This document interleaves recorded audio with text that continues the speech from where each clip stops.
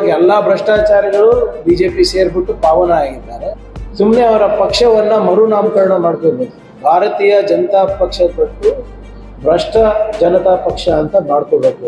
ಬಿಜೆಪಿಯ ವರಿಷ್ಠ ನಾಯಕರ ಇನ್ವಾಲ್ವ್ಮೆಂಟ್ ಈ PSI ಹಗರಣದಲ್ಲಿದೆ ಅಂತ ನಾನು ಅವತ್ತಿಂದ ಹೇಳ್ತಾ ಇದ್ದೆ. This video is sponsored by Mahalakshmi Jewelers, Manu Multi Speciality Hospital, KVN University, Shaheen Group of Institutions, Surat Khazana, Al Sharia Group of Institutions, Curl.fit, and by Big Neuropsychiatry Hospital. ನನಗೆ ಬಹಳ ಸ್ಪಷ್ಟವಾಗಿ ಇವತ್ತೇನೋ ವಿಜೇಂದ್ರ ಅವರು ಬರ್ತಾ ಇದ್ದಾರಂತೆ. ಬಹಳ ಸ್ಪಷ್ಟವಾದಂಥ ಉತ್ತರ ರಾಜ್ಯಾಧ್ಯಕ್ಷರಿಂದ ಬೇಕು. ಕಲಬುರಗಿಗೆ ಬರ್ತಾ ಇದ್ರ ಸ್ವಾಗತ ತಮಗೆ. ಇವತ್ತು ನಿಮ್ಮ ಅಭ್ಯರ್ಥಿಯ ನಾಮಿನೇಷನ್ ಇದೆ. ಯಾವಾಗಲೂ ಕೂಡ ಕಾಂಗ್ರೆಸ್ಸಿಗೆ ದಮ್ಮು ತಾಕತ್ತು, ಕಾಂಗ್ರೆಸ್ ಮುಳುಗೋಗುತ್ತೆ ಈ ಚುನಾವಣೆ ಆದಮೇಲೆ ಅಂತ ಹೇಳೋರು ದಯವಿಟ್ಟು ಒಂದು ಸರಳ ಪ್ರಶ್ನೆಗೆ ಉತ್ತರ ಕೊಟ್ಬಿಟ್ಟು ಹೋಗಿ.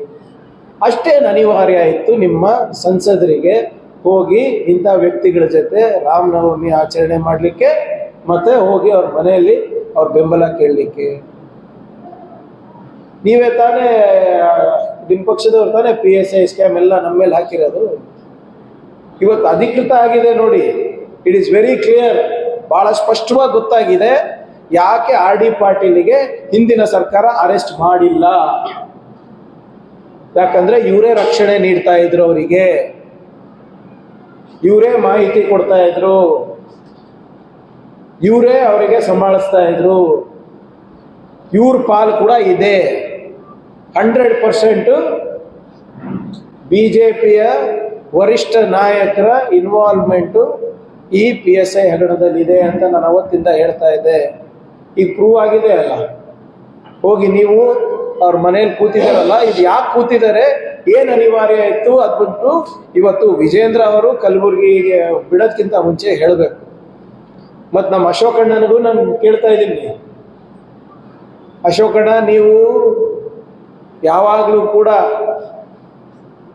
ಇದು ಸರ್ಕಾರ ಏನು ಪರ್ಸೆಂಟೇಜ್ ಸರ್ಕಾರ ಭ್ರಷ್ಟಾಚಾರದಲ್ಲಿದ್ದೀವಿ ಅಂತ ಹೇಳ್ತಿರಲ್ಲ, ನಿಮ್ಮ ಅಭ್ಯರ್ಥಿ ಯಾಕೆ ಹೋಗಿ ಅವ್ರ ಮನೇಲಿ ಕೂತ ಅಂತ ಸ್ವಲ್ಪ ಸ್ಪಷ್ಟೀಕರಣ ಉಮೇಶ್ ಜಾಧವ್ ಅವರಿಂದ ತಗೊಂಡು ರಾಜ್ಯದ ಜನರಿಗೆ ತಿಳಿಸಿ.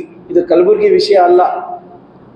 1,20,000 ಜನರು ಇವತ್ತು PSI ಎಕ್ಸಾಮ್ ಬರೆದಿದ್ರು. ಅದರಲ್ಲಿ 58,000 ಜನ 2ನೇ ಹಂತಕ್ಕೆ ಹೋಗಿದ್ರು. ಅದಾದಮೇಲೆ ಎಷ್ಟು ಹುದ್ದೆಗೆ? 545 ಹುದ್ದೆಗೆ. ಇಂಥದ್ದು ಎಷ್ಟು ಅಕ್ರಮ ಮಾಡಿದ್ದೀರಾ, ಏನು ಮಾಡ್ತಾ ಇದ್ರಿ, ಅವೆಲ್ಲನೂ ಕೂಡ ಕರ್ನಾಟಕದ ಜನರಿಗೆ ತಿಳಿಸಿ ಅಶೋಕಣ್ಣ.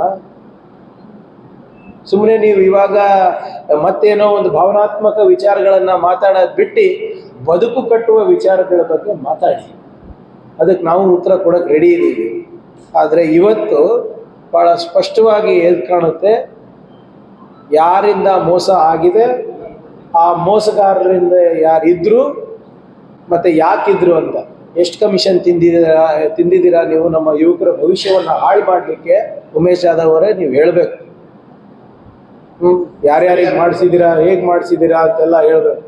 ಮತ್ತು ತಮ್ಗೆ ಗೊತ್ತಿರೋ ಹಾಗೆ ನಮ್ಮ ಸರ್ಕಾರ ಬಂದ ಮೇಲೆ ವಿಶೇಷವಾಗಿ ಈ ಹಗರಣದ ಬಗ್ಗೆ ಜಸ್ಟಿಸ್ ವೀರಪ್ಪ ಕಮಿಷನ್ ಅನ್ನ ಕೂಡಿಸಿದ್ವಿ. ಅವರು ಅವರ ಅಂತಿಮ ವರದಿಯನ್ನು ಅವರು ಸರ್ಕಾರಕ್ಕೆ ಸಲ್ಲಿಸಿದ್ರು. ಕೊನೆ ಕ್ಯಾಬಿನೆಟ್ನಲ್ಲಿ ಅದು ಪ್ರಸ್ತಾವನೆ ಕೂಡ ಆಗಿದೆ.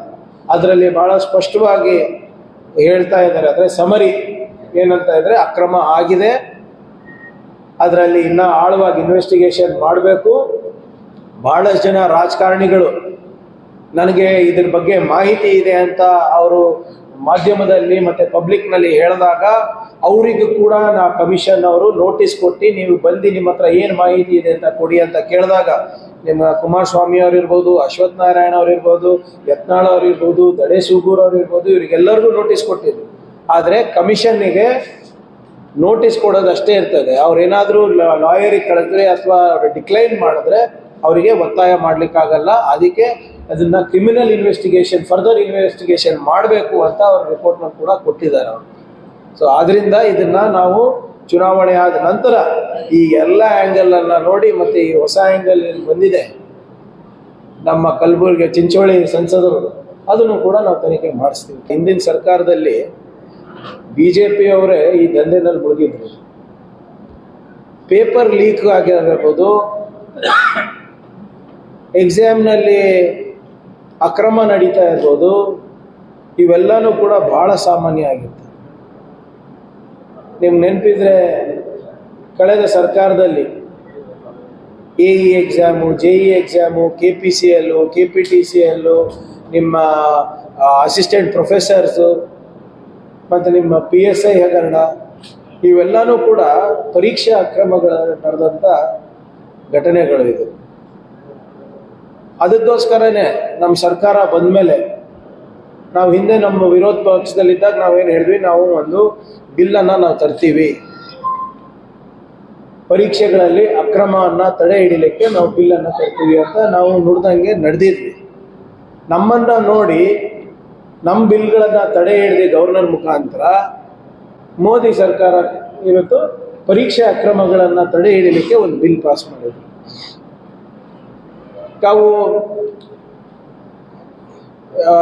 ಕಾಂಗ್ರೆಸ್ ಮ್ಯಾನಿಫೆಸ್ಟೋ ಅಥವಾ BJP ಮ್ಯಾನಿಫೆಸ್ಟೋ ನೋಡಿದ್ರೆ, ಎರಡೂ ಮ್ಯಾನಿಫೆಸ್ಟೋನಲ್ಲೂ ಕೂಡ ಪೇಪರ್ ಲೀಕನ್ನು ತಡೆ ಹಿಡಿಲಿಕ್ಕೆ ಒಂದು ನಿರ್ದಿಷ್ಟವಾದಂಥ ಕ್ರಮ ತಗೋತೀವಿ ಮತ್ತು ಎಲ್ಲ ಸ್ಟೇಟ್ಗಳಲ್ಲೂ ನಾವು ಜಾರಿ ಮಾಡ್ತೀವಿ ಅಂದ್ಬಿಟ್ಟು ಇಬ್ಬರು ಪ್ರಣಾಳಿಕೆನಲ್ಲೂ ಇದೆ. ಮೋದಿಯವರು ಕೆಂಪುಕೋಟೆನಲ್ಲಿರ್ಬೋದು, ಪಾರ್ಲಿಮೆಂಟಲ್ಲಿರ್ಬೋದು, ಇಲ್ಲಿ ಕರ್ನಾಟಕದಲ್ಲಿ ಯಾವುದೇ ವೇದಿಕೆಯಲ್ಲಿರ್ಬೋದು, ನಾನು ಭ್ರಷ್ಟಾಚಾರವನ್ನು ತಡೆ ಹಿಡಿತೀನಿ, ಭ್ರಷ್ಟಾಚಾರಿಗಳು ಕಂಡ್ರೆ ಮೋದಿ ಕಂಡ್ರೆ ಭ್ರಷ್ಟಾಚಾರಿಗಳು ನಡುಗ್ತಾರೆ ಅಂತ ಹೇಳ್ತಾರೆ. ಆದರೆ ಇವಾಗ ಎಲ್ಲ ಭ್ರಷ್ಟಾಚಾರಿಗಳು BJP ಸೇರಿಬಿಟ್ಟು ಪಾವನ ಆಗಿದ್ದಾರೆ.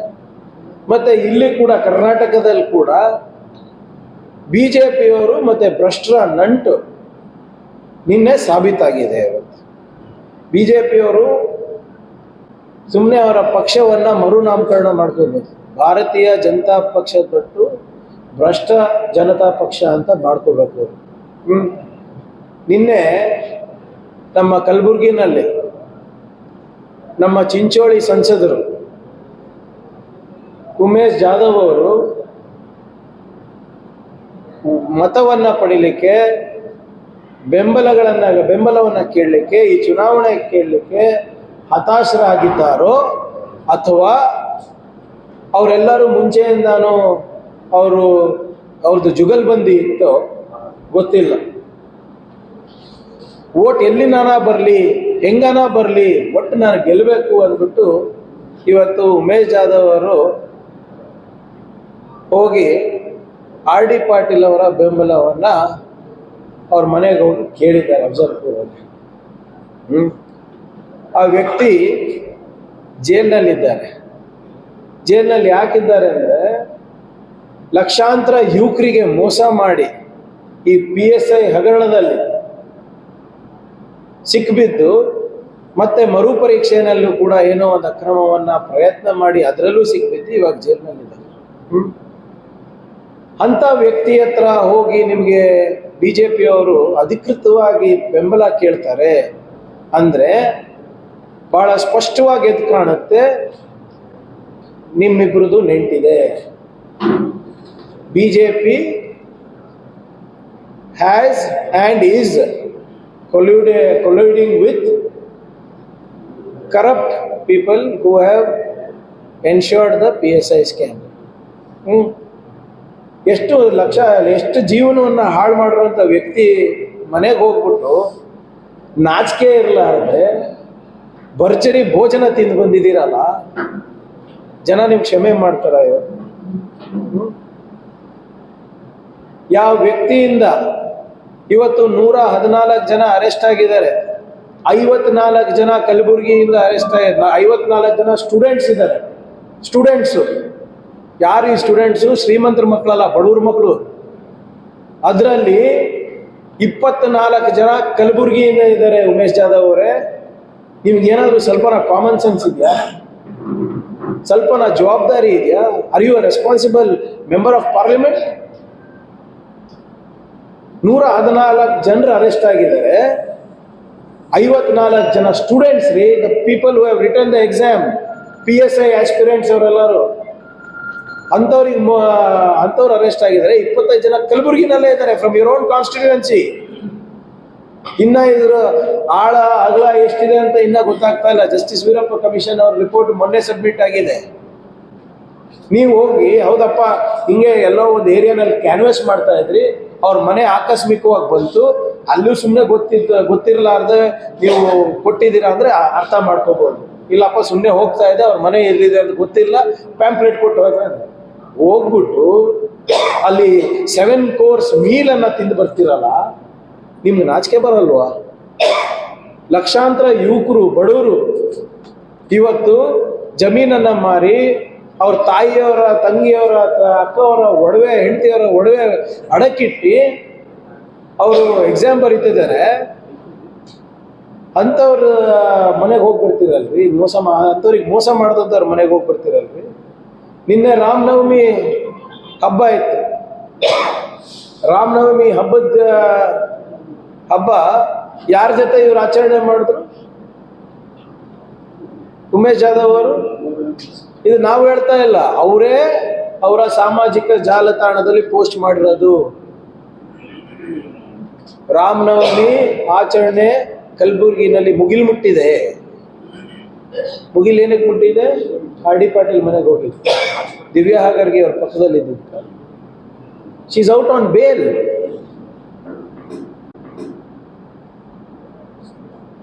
She is out on bale. ಅವರು ಕೂಡ ಇದೇ ಬ್ಲೂಟೂತ್ ಡಿವೈಸಸ್ ಅನ್ನ ಫೆಸಿಲಿಟೇಟ್ ಮಾಡಿದ್ದಕ್ಕೆ ಎಕ್ಸಾಮ್ ಸೆಂಟರ್ಗಳಲ್ಲಿ ಆಗಿರೋದಲ್ವಾ? ಏನಕ್ಕೆ ನೀವು ಅಷ್ಟು ಇದು ಏನು ಇವರೇ ಅಲ್ಲ ಮೆಂಬರ್ ಮಾಡಿರೋದು ಸರ್ ಅವರಿಗೆಲ್ಲ? ಇವರು ಬಿಜೆಪಿ ಇದು ಸದಸ್ಯರೇ ಅಲ್ಲ ಅಂತ ಅವಾಗ ಅರ್ಗ ಜ್ಞಾನೇಂದ್ರ ಅವ್ರು ಹೇಳ್ತಾ ಇದ್ರು. ಉಮೇಶ್ ಜಾಧವ್ ಅವರೇ ಲೆಟರ್ ಕೊಟ್ಟಿದ್ದು ಇವರಿಗೆ, ಅದು ಯಾವುದೋ ಒಂದು ಬೋರ್ಡಿಗೆ ಮೆಂಬರ್ ಮಾಡಲಿಕ್ಕೆ, ಸೆಂಟ್ರಲ್ ಗೌರ್ಮೆಂಟ್ ಇವ್ರದೇ ಲೆಟರ್ ಇರೋದು, ಇವ್ರದೇ ಪಕ್ಷದವರು. ಇವಾಗ ಹೋಗಿ ಅವ್ರ ಮನೆಗೆ